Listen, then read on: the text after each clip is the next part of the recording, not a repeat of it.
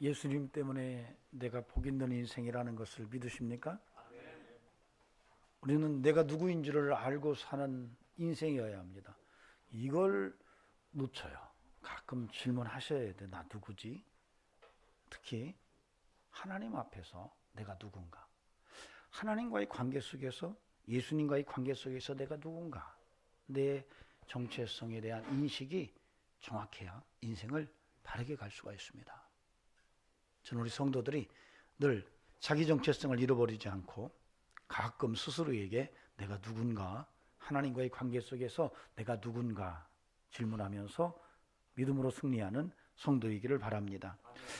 제가 아주 늘 즐겨하는 그런 성구 중에 창세기 12장 아브라함의 소명기사에서 읽어지는 본문이 있습니다. 아브라함에게 하나님께서 너는 복이 되어라 이렇게 말씀하세요. 내가 너를 복 줄 것인데 너는 복이 될지라. 여기에서 너는 복이 될지라 라고 하는 이 간단한 구절체가 굉장히 저는 읽을 때마다 기쁘고 굉장히 설레입니다. 왜 그러냐면 그 너는 복이 될지라라고 하는 그 문장이 외흐의 베라카라는 말입니다. 이것은 사실 명령형이에요. 외흐예라는 것은 접속사를 포함한 명령형, 2인칭, 단순형입니다. 그러니까 이것을 직역을 하면 너는 복이 되라 이런 말이에요. 여러분 설레이지 않습니까? 내게 명령해요. 여러분 하나님이 우리를 축복하시고 하신 게 명령이 너희들 복이 돼야 돼. 너희들 복이 돼야 돼 이렇게 말하고 있어요. 여러분 그런 생각을 갖고 사십니까? 역시 내가 복이 돼야 되겠다 이렇게 생각하시고 사십니까? 예. 그래 하나님의 명령이다. 여러분 정말 복 있는 인생을 사는 것은 하나님의 명령이에요. 어쩌다 복 받는 게 아니고 그 성도는 예수 그리스도 안에서 복 있는 인생을 아주 명령으로 알고 살아가야 돼요. 그런데 문제는 뭐냐면 내가 그런 정체성이라는 것을, 내가 하나님을 믿는 예수 그리스도 안에서 정말 복 있는 인생이 됐다는 것을 믿고 사는 거예요. 여러분 이거 분명하게 오늘 다시 한번 마음속에 확인할 수 있기를 바랍니다. 예수 안에서 내가 복 있는 인생이 됐다는 것을 여러분이 굳게 믿고 사시기 바랍니다. 아멘. 자, 옆 사람 붙들고 복 있는 사람 맞습니다. 예, 우리 인생은 복 있는 사람 맞아요. 굉장히 중요합니다. 이걸 놓치면 다 놓치는 거예요.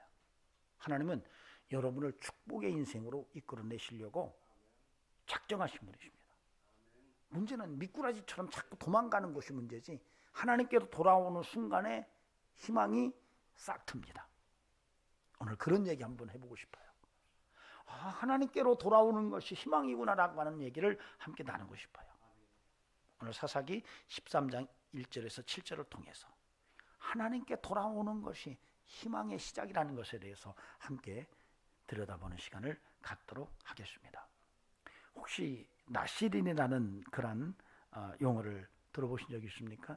아마 처음 신앙생활 하시는 분들은 아마 처음 듣는데요. 나시린 뭐죠? 이렇게 그렇습니까? 조금 신앙생활 하신 분들은 익숙하게 들으셨을 거예요. 나시린. 좀 낯설고 생소하더라도 오늘 잘 들으시고 나시린이 이런 의미구나. 그래 이런 나시린의 정체성을 내가 붙들었으니 정말 나시린답게 한번 살아봐야지 라고 하는 마음의 결심이 있기를 바랍니다. 사실 오늘 이야기는 삼손에 대한 이야기예요. 삼손이 나시린이었다. 나시린이 도대체 누군가? 어떤 사람을 나시린이라고 말하는가? 그런데 이 삼손에 대해서는 잘 압니다. 예수 안 믿는 이들도 삼손에 대해서 잘 알아요. 누구 때문에 알죠? 잘? 들릴라. 딜라일라라고 영어로는 읽기도 하는데 들릴라라고 하는 여인의 이야기 때문에 삼손은 덩달아 익숙해져 있는 것이 오늘 본문과 관계된 내용입니다. 어느 날 아이를 출산하지 못하는 한 여인이 천사를 만납니다. 그의 남편은 마노아라는 이름의 남성이었어요. 근데 천사가 나타나서 너 지금까지 아이를 낳지 못했는데 너 임신할 거다. 네가 임신해서 아이를 출산할 건데 이제부터는 너는 포도주와 독주를 마시지 마라. 그리고 부정한 것도 먹지 마라. 그리고 네가 아이를 잉태해서 출산할 것인데 그 아이가 태어나면 그 아이의 머리에 칼을 대지 마라. 삭도, 즉 머리를 깎지 말아라. 길려 주어라. 이렇게 얘기를 해요. 그리고 천사가 떠납니다. 이 여인이 남편을 찾아와서 자기가 경험한 이야기를 다 남편에게 말해요. 여보, 내가 하나님의 사자 같은 분을 만났는데 내가 그분이 누구인지를 그도 말하지 않았고 내가 두려워서 그에게 묻지도 못했고 그도 내가 누구인지 묻지 않아서 그냥 얘기만 했는데 내가 임신한대. 그러면서 내가 아이를 낳을 것인데 이제부터 정말 포도주와 독주를 먹으면 안 되고 그 다음에 부정한 음식을 먹으면 안 되고 라고 이야기했다라고 남편에게 설명을 합니다. 나중에 남편이 다시 하나님께 기도를 해서 그 천사를 다시 만나는 사건이 이 삼손의 출생 기록 속에서 쭉 전개돼요. 오늘은 1절에서 7절 말씀까지만 읽었는데 오늘 전체적인 삼손의 이야기를 바탕으로 해서 오늘 본문 속에서 말하는 하나님의 메시지를 살펴보는 시간을 갖도록 하겠습니다. 나실인, 삼손이 나실인인데 오늘 본문 속에서 그 나실인이 누군지를 설명을 합니다. 하나님께 바쳐진 사람이다. 따라합시다. 하나님께 바쳐진 사람. 원래 이 말은 나지르라는 말이에요. 히브리 말로는 나지르 이렇게 해요. 나지르. 나실인인데 히브리 원어로는 나지르라는 말입니다. 사실은 바쳐진 사람, 헌신된 그런 의미를 갖고 있어요. 그런데 이런 용어와 비슷한 발음을 가진 히브리 단어들이 몇 개가 있습니다. 그래서 히브리어는 자음을 가지고 처음에는 읽었고 나중에 후대에 모음을 만들었기 때문에 사실은 자음만을 가지고 뜻을 전하는데 사실 고대어들이 다 그렇습니다. 근데 이 나지르라고 하는 이 자음 구성이 비슷한 단어로 어휘론적으로 등장하는 용어들이 있습니다. 그 중에 하나가 네짤이라는 말이고 또 하나는 네체르라는 말이에요. 네찰이라는 말은 원래 구원하다 이런 말이고 네체르라는 말은 가지, 순, 싹 이런 의미를 가진 용어입니다. 근데 이게 자음만으로 썼을 때는 발음이 비슷해요. 조금 리을과 R의 차이가 있지만 그래도 유사한 그런 의미로 우리에게 다가옵니다. 즉 나실이라는 나지르가 그렇게 연관성을 가진 어휘를 함축하고 있어요. 그래서 좀 더 이야기하면은 나지르는 구별된 헌신된 하나님께 바쳐진 이런 의미라고 한다면은 네찰은 구원하다, 구출하다 이런 의미로 성경에 3번 언급됩니다.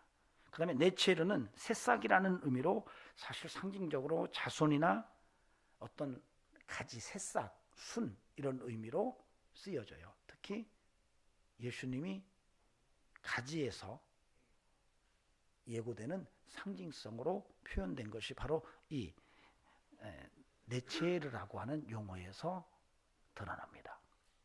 그래서 이렇게 우리가 그 어휘론적으로 이 나지르라고 하는 의미를 조금 들여다보면은 사실은 서로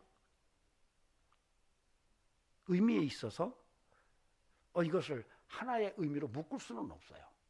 근데 참 흥미로운 것은 예수님을 지칭할 때 예수님에 대해서 나사렛 사람이라고 그래요. 이제 나사렛 소리는 들어보셨죠? 나사렛.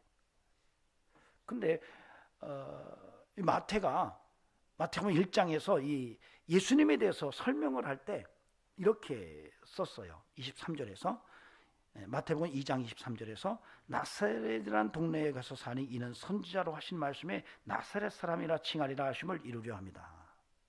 그러니까 마태는 예수님을 나사렛 사람이다. 근데 거기서 뭐라고 했냐면 선지자가 말하기를 이렇게 썼어요. 이렇게 따진다면 이 나사렛이라는 동네나 용어가 구약에 나와야 돼요, 안 나와야 돼요? 나와야 돼요. 왜? 선지자가 말했대는데. 그리고 실질적으로 우리가 구약의 예언이 신약에서 성취됐고 메시아의 탄생을 구약에서 예언했기 때문에 구약의 예언이 신약에서 성취된 것과 또 여기에서 마태복음 2장에서 그가 나사렛 사람이라고 칭하더라 라고 하는 것으로 봤을 때 구약에서 이 나사렛이라는 말이 나와야 되는데 놀랍게도 그 나사렛이라는 말이 구약에 한 번도 안 나와요. 이게 뭐지? 도대체 그러면 왜 나사렛이라고 했지? 근데 한 30번 정도 신약에서는 나와요. 그런데 이 나사렛이 등장할 때마다 항상 거의 대부분이 예수님과 연결돼서 나와요. 그래서 어떤 학자들은 나사렛이라는 용어 자체가 예수님으로부터 나왔나 이런 주장을 하기도 해요. 그런데 발음상으로 보면 나지르라는 말과 나사렛이라는 말이 굉장히 유사하게 발음이 돼요. 그래서 혹시 나사렛과 나지르 즉 나시린이 연결된 것이 아니냐 이렇게 보지만 사실은 어휘론적으로는 연결이 거의 불가능해요. 그런데 참 재미난 것은 의미론적으로 봤을 때는 굉장히 연결성이 있을 것으로 추정이 돼요. 그리고 오늘 삼손의 이야기를 잘 읽어보면 삼손의 출생과 예수님의 출생의 이야기가 굉장히 문학적으로 유사해요. 하나님의 천사가 나타나서 수태고지를 합니다. 마노아의 아내에게 너가 아이를 낳지 못하는데 아이를 낳을 것이고 그가 이스라엘을 구원할 것이다라고 얘기해요. 근데 마리아에게 가브리엘 천사가 나타나서 수태고지를 해요. 네가 아들을 낳으리니 그 이름을 예수로 하라. 그가 백성을 죄에서 구원할 자다 이렇게 얘기를 해요. 그래서 아주 중요한 내용은 삼손의 수태고지와 예수님의 수태고지가 굉장히 유사한 문학 구조를 가지고 있어요. 그리고 아까 말했지만 나지르라는 말, 하나님께 바쳐진 헌신된 그러나 내 짤, 내 차르라는 말이 구원과 또 보호를 의미하는 그런 어휘요. 그래서 그것이 종합적으로 드러나면 삼손과 예수님이 연결이 가능하고 문학 구조 속에서 이것 봐라 나지르가 나사렛과 의미론적으로 연결이 가능하구나 하는 생각이 드는 내용이 오늘 본문 속에서 확인이 됩니다. 이런 것을 우리가 생각을 하면서 오늘 본문 속에서 하나님께서 우리에게 주시는 메시지가 뭔지에 대해서 함께 들여다보는 시간을 갖도록 하겠습니다. 하나님께서 오늘 이 삼손의 이야기를 통해서 어떤 말씀을 우리에게 주실지에 대해서 함께 들여다보고 하나님의 은혜를 사모하는 영성으로 거듭날 수 있기를 주의 이름으로 축원합니다. 그 첫째가요, 하나님께 바쳐진 인생이라는 거예요. 나시린은 우리가 나시린처럼 살아봐야 되겠다라고 하는 생각을 가질 때에 그 도대체 나시린이 어떤 그런 정체성을 가지고 있느냐 했을 때 오늘 이 본문 속에서 분명하게 이야기를 하는데 바로 하나님께 바쳐진 인생이래요. 여러분 5절과 7절을 보시기 바랍니다. 보라 내가 임신하여 아들을 낳으리니 그의 머리 위에 삭도를 대지 말라. 이 아이는 태에서 나옴으로부터 하나님께 바쳐진 나시린이 됨이라. 그가 블레셋 사람의 손에서 이스라엘을 구원하기 시작하리라 하시니. 7절 그가 내게 이르기를 보라 내가 임신하여 아들을 낳으리니 이제 포도주와 독주를 마시지 말며 어떤 부정한 것도 먹지 말라. 이 아이는 태에서부터 그가 죽는 날까지 하나님께 바쳐진 나시린이 됨이라. 나시린은 하나님께 바쳐진 사람이라는 거예요. 그래서 삼손은 나면서부터 하나님께 바쳐진 사람이었다는 거죠. 나신이었다는 거예요. 여러분,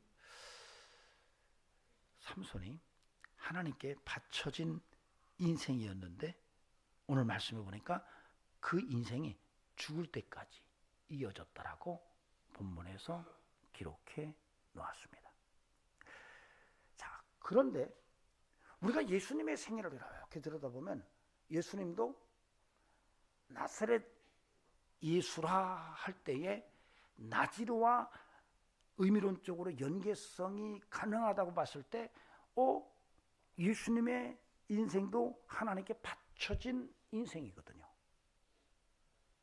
그리고 삼손도 하나님께 바쳐진 인생으로서 능력 있는 삶을 살아갈 때 하나님의 영이 그에게 임해서 엄청난 일들을 감당해내거든요. 나귀 턱뼈 하나로 블레셋 군사 1000명을 한 번에 도륙을 내는 이런 놀라운 일들을 경험하거든요.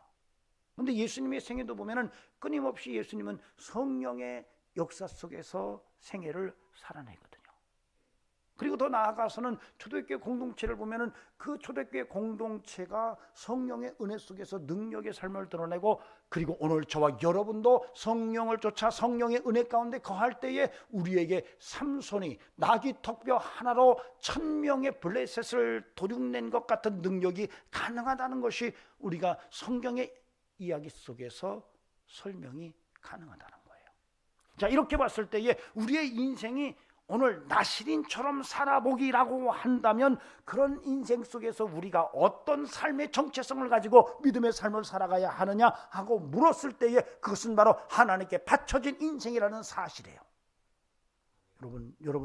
여러분이 예수 믿고 나서 하나님을 아버지라고 부르는데 여러분 신앙고백 속에 하나님, 내가 하나님께 내 인생을 바쳤습니다, 이런 고백이 가능한가요?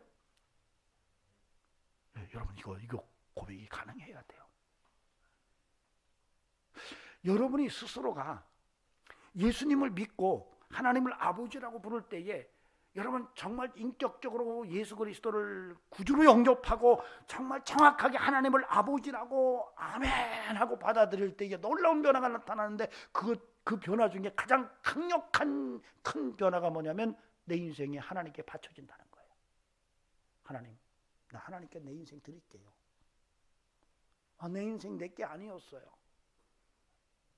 그동안에는 인생이 내 것인 줄 알았는데, 내 인생, 내 시간, 내 재물, 내 재능, 내 모든 삶이 내 것인 줄 알았는데 예수님을 만나고 나서 바뀌어요. 주가 바뀌어요. 내가 주인인 줄 알았는데 주여라고 말하고 예수 그리스도를 주라고 부르면서 내 인생의 소유권이 하나님께로 넘어가는 거예요.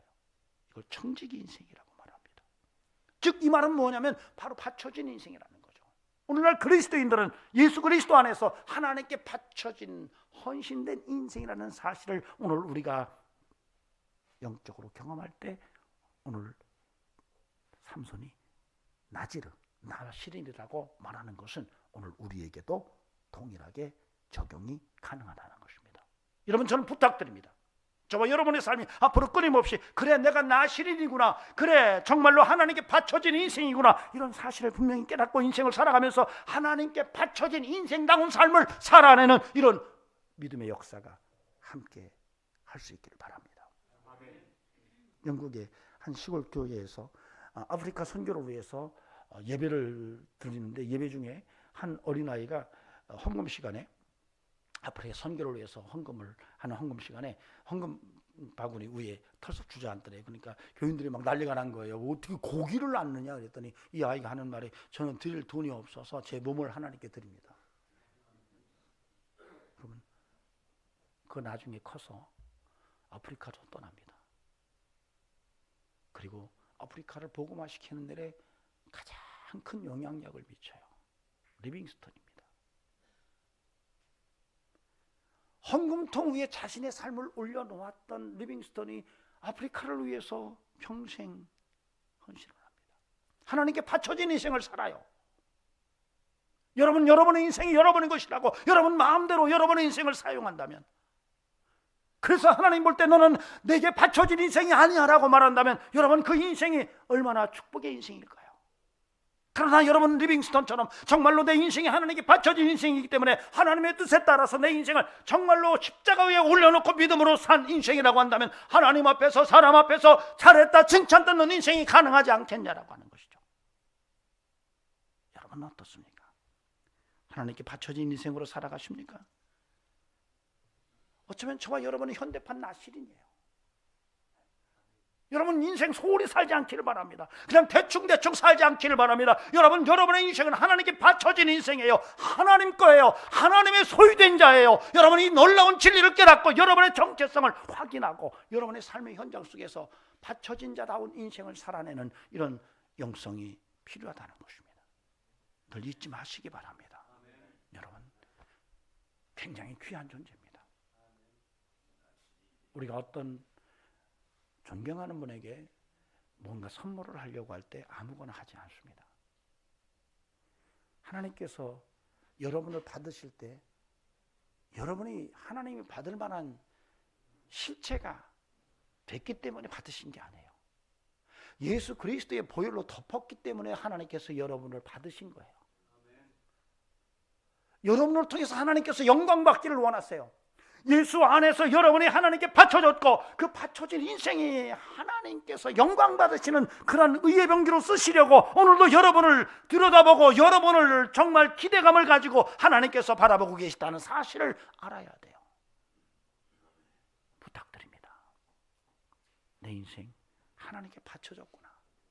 다시 한번 현대판 나실인이라는 사실을 깨닫고 정말 하나님 앞에 바쳐진다는 이런 인생을 살아내는 은총이 있기를 주의 이름으로 축원합니다.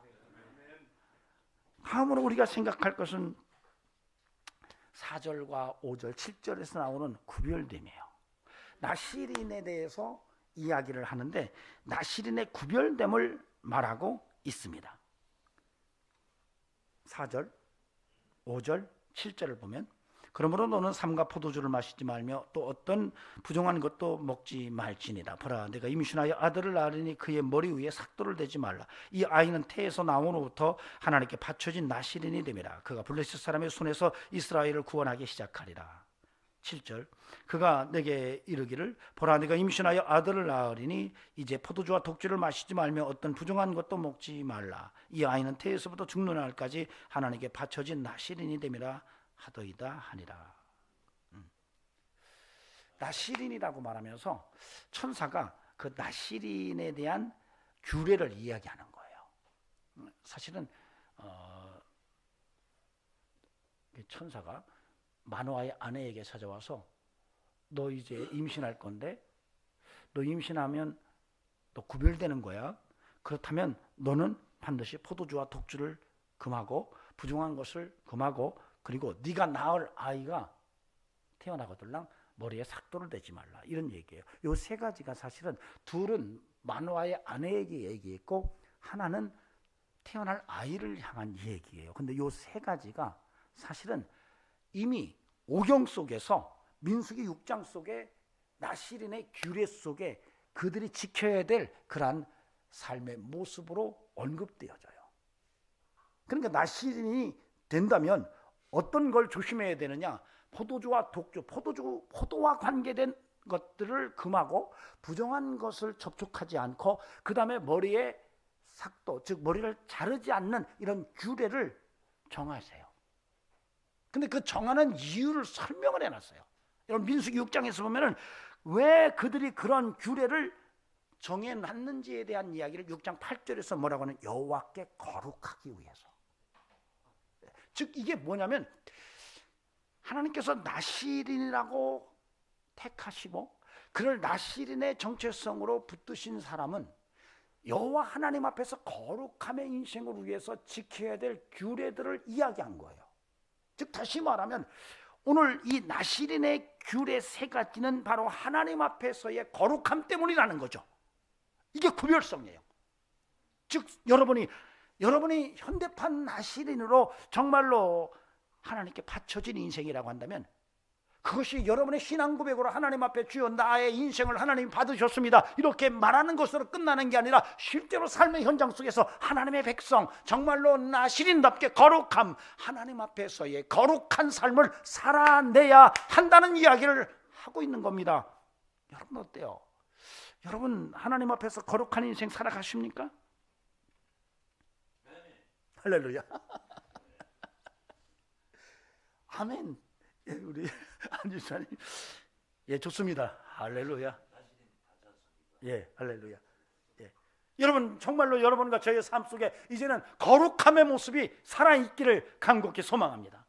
현대판 나시린, 정말로 삼손이 정말 나시린으로 태어나서 나시린의 삶을 살아갔듯이 저와 여러분의 삶 속에서도 끊임없이 구별된 나시린의 정체성이 확인되고 그 규례에 따라서 하나님 말씀을 따라 순종하는 이런 거룩함을 이뤄내는 이런 성도의 삶이 함께 할 수 있기를 바랍니다. 성도는 거룩해야 돼요. 여러분, 그리스도인은 거룩함이 생명입니다. 여러분, 거룩하신가요? 우리가 이제 기독교의 정체성을 사랑이라고 말을 해요. 그렇죠? 사랑은 누가 말했어요? 사랑 누가 말했나? 누가 말했어요? 남궁옥문이 말한 게 아니고 하나님이 말씀하셨어요. 나는 사랑이다 라고 말씀하셨어요. 여러분, 그 사랑 때문에 우리가 구원받았고요, 그 사랑 때문에 살아나는 거예요. 여러분, 그래서 심한 우울감도요, 사랑을 받으면 승리합니다. 심각한 질병도 큰 사랑을 느끼면 확 살아나요. 그래서 여러분, 기독교는 사랑으로 덜덜덜 뭉쳐진 그러한 은혜의 정체성을 갖고 있어요. 그런데 이 사랑이 살짝 동전양면처럼 이렇게 뒤집으면 그 뒷면에는 사랑이 아니라 거룩이라고 쓰여져 있어요. 그래서요, 사랑과 거룩은 동전양면 같은 거예요. 여러분, 하나님을 사랑하십니까? 그렇다면 거룩하게 살아야 돼요. 거룩함이 없는 사랑은 위장된 것일 수 있어요. 나는 하나님을 사랑합니다, 하나님이 나를 사랑하십니다 라고 막 외치는데 삶이 거룩하지 않아요. 그러면 그 말은 공수표일 수 있어요.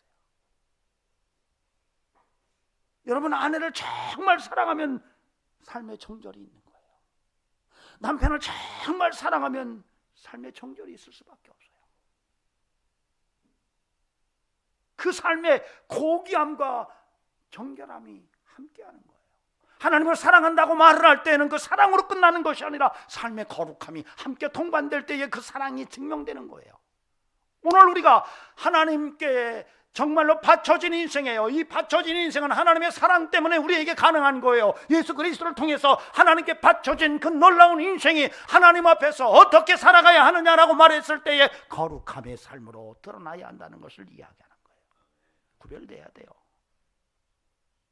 여러분, 하나님의 사랑을 여러분이 은혜 가운데 받았다면 여러분 구별된 삶이 여러분에게 나타나야 돼요. 거룩함이 있어야 돼요. 하나님이 여러분을 사랑으로 다가오시면 여러분은 하나님 앞에 사랑으로 나가는 것이 아니라 거룩함으로 나가는 거예요. 여러분이 하나님의 사랑을 경험했다면 여러분은 철저하게 하나님 앞에서 말씀 따라 거룩한 삶으로 나아갈 때 그 만남을 통해서 놀라운 기적이 경험되는 거예요. 저와 여러분의 삶 속에 그런 삶의 거룩함이 함께하기를 주의 이름으로 축원합니다. 마지막으로 7절 보세요. 같이 읽어보시겠습니다. 시작. 그가 내게 이르기를 보라, 내가 임신하여 아들을 낳으리니 이제 포도주와 독주를 마시지 말며 어떤 부정한 것도 먹지 말라. 이 아이는 태에서부터 그가 죽는 날까지 하나님께 바쳐진 나시린이 됨이라. 아멘. 이제 그 삼손의 출생에 대해서 천사가 나시린이 태어날 거야. 그 아이가 죽는 날까지 하나님께 바쳐진 나시린으로 살 것이다. 이렇게 얘기를 해요. 여러분, 그래서 삼손은요, 죽는 날까지 나시린으로 삽니다. 마지막 죽을 때에 나시린의 최고의 절정을 찍고 삶의 마침표를 찍습니다. 우리가 이제 삼손 얘기는 잘 알죠. 거기서 우리가 잘 기억나는 것은 들릴라라고 하는 여인과의 관계 속에서 일어난 사건을 기억하고 있습니다. 그렇죠? 삼손이 나시린으로 잘 삽니다. 하나님의 바쳐진 인생으로 정말 하나님께서 주시는 능력을 힘입어서 이스라엘을 구원하는 삶을 살다가 어느 날 들릴라에게 꼬입니다. 이 들릴라에게 미혹이 돼서 결국 하나님의 규례를 어겨요. 즉 머리에 삭도를 대지 말라고 그랬는데 그 비밀을 알려줍니다. 결국 그 하나님의 규례의 비밀을 알려줌으로써 그의 머리가 잘리고 결국 하나님과의 관계가 깨어지면서 삼손은 적국의 포로가 됩니다. 두 눈이 뽑히고 끌려가서 그 나라의 감옥에서 노예처럼 맷돌을 돌리는 이런 처참한 인생으로 전락해버립니다. 그때서야 삼손이 깨달아요. 아, 내가 하나님께 바쳐진 인생인데 내가 그걸 망각했구나. 하나님께 바쳐진 인생인데 내가 그걸 망각했구나라고 생각해요. 그때 눈이 뽑힌 상태에서 하나님 앞에 기도해요. 하나님, 마지막 저를 한 번 더 써달라고. 그때 성경은 그렇게 기록해놨어요. 삼손의 머리가 자라기 시작하더라.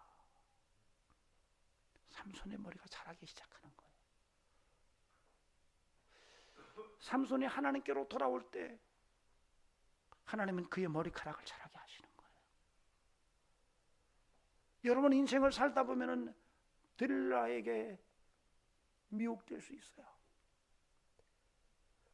그래서 하나님의 바쳐진 인생을 상실하고 정말 들릴라에게 꼬여서 거룩한 삶마저 망각한 채에 비참한 삶을 살아갈 수 있어요. 그러나 오늘 성경은 그렇게 말해요. 하나님께로 돌아오기만 한다면 너희에게 희망이다. 너희가 하나님께로 돌아오기만 한다면 너희의 머리털이 다시 자랄 수 있어. 당자가 아버지에게 돌아올 때 희망이었던 것처럼 오늘 이 본문이 우리에게 말하는 메시지는 여러분이 정말 들릴라에게 미혹돼서 하나님의 바쳐진 인생을 무너뜨리고 거룩함을 상실한 인생으로 두 눈이 뽑히고 정말 처량한 인생으로 전락했을 때에 하나님이 우리에게 들려주시는 희망의 메시지는 내게로 돌아오라. 슈브 내게로 돌아오라. 내게로 돌아오면 너에게 다시 희망이 싹 튼다라고 이야기하고 있는 거예요. 여러분, 그러므로 저 여러분의 삶 속에 오늘 이 말씀 속에서 분명히 깨달아야 될 것은 하나님께로 돌아가는 것이 희망이라는 거예요. 여러분 이걸 믿으시기 바랍니다. 여러분 이곳저곳 기웃거리지 마세요. 희망은 하나님께 있어요. 여러분 어쩌면 여러분이 이제 깨어진 그릇일 수 있어요. 인생을 살다 거룩한 그릇의 모습을 상실했을 수 있어요. 더럽혀진 인생일 수 있어요. 그러나 여러분 그럼에도 불구하고 하나님께로 돌아가면 머리털이 자라게 하시는 은혜로 하나님은 여러분을 품어 안아주시고 마지막 나시린으로 최고의 인생을 살게 하실 것을 믿으시면 아멘 하시기 바랍니다. 하나님은 희망이십니다. 우리의 희망은 하나님께로 돌아갈 때 그것이 가능한 것입니다. 인생은 사랑에 섰고 돈에 웁니다. 제가 우리 오래전에 권사님이 그러시더라고요. 그 어떤 때 그 노래자랑을 우리 찬송가 경연대회를 하는데 한 번은 자기는 불렀던 노래 중에 잊어버리지 않는 노래가 사랑에 섰고 돈에 울고 인생은 다 그래요. 사랑에 섰고 돈에 울어요. 그런데 그 다음에 나오는 얘기 뭔지 아세요? 그래도 미워도 다시 한번. 여러분 이게 하나님의 섭리 속에서도 드러나요. 여러분 우리가 인생을 살다 보면 사랑에 섰고 돈에 울고 그렇게 인생 사는 거예요. 근데 그러다 보니까 바쳐진 인생이 뭔지도 다 상실하고 거룩함마저도 다 깨어쳐먹고 야 이게 두 눈 뽑히고 정말로 노예가 돼가지고 들릴라에게 완전 패망하는 이런 인생이 되는 게 우리의 삶이에요. 그런데 하나님은 우리 뒤에서 이렇게 말씀하세요. 야 미워도 다시 한번. 여러분 세상에는 얼마나 많은 들릴라들이 있는지 모르겠어요. 돈 들릴라, 권력 들릴라, 명예 들릴라, 인기 들릴라, 세상에 수많은 들릴라들이 여러분을 미혹하기 위해서 지금 날개를 펴고 여러분 주위를 맴돌고 있어요. 여러분 이걸 알고 여러분이 정말로 깨어있기를 바라지만 그래도 아차하는 순간에 들릴라에게 들려가지고 엉뚱한 곳에 가 있다면 여러분 그때 여러분이 정말 하나님께로 돌아오는 믿음으로 회복될 수 있기를 주의 이름으로 간절히 축원합니다. 하나님께로 돌아온 것이 희망이심을 믿으시면 아멘 하시기 바랍니다. 이제는 우리가 천대판 정말 나지르로서 하나님 앞에 정말 귀하게 드려진 바쳐진 인생임을 깨닫고 그에 합당한 거룩한 삶을 지켜내면서 때로는 무너지고 때로는 밑바닥에 깨어졌어도 하나님께로 다시 돌아감으로써 하나님이 다시 우리를 미워도 다시 한번 쓰시는 이런 놀라운 역사를 경험하는 성도의 영성이 함께하기를 주의 이름으로 간절히 축원합니다. 기도하시겠습니다. 존귀하신 하나님, 오늘 우리의 인생을 바라보시면서 너는 내 것이라고 말씀하시는데 우리의 인생이 하나님께 바쳐진 인생임을 믿습니다. 그 신분에 합당한 거룩성을 지켜내게 하시고 하나님 주시는 귀한 사명 끝까지 붙들고 주님 앞에 서는 그날까지 우리의 인생을 잘 경영할 수 있도록 도와주시기를 간절히 빌고 원합니다. 아버지 하나님, 삼손이 마지막 죽음의 순간까지 그가 자신의 정체성을 회복하여 하나님께 영광을 돌리는 삶을 살았던 것처럼 우리의 인생도 마지막까지 그렇게 바쳐진 인생으로 살아내는 인생이 되게 하옵소서. 이제는 우리 구주 예수 그리스도의 은혜와 하나님 아버지 살아계심과 성령님의 역사하심이 오늘도 믿음으로 하나님 앞에 현대판 나신인으로 하나님 앞에 바쳐진 인생을 살기를 원하는 귀한 심령들에게 영원토록 함께 하시기를 간절히 축원하옵나이다. 아멘.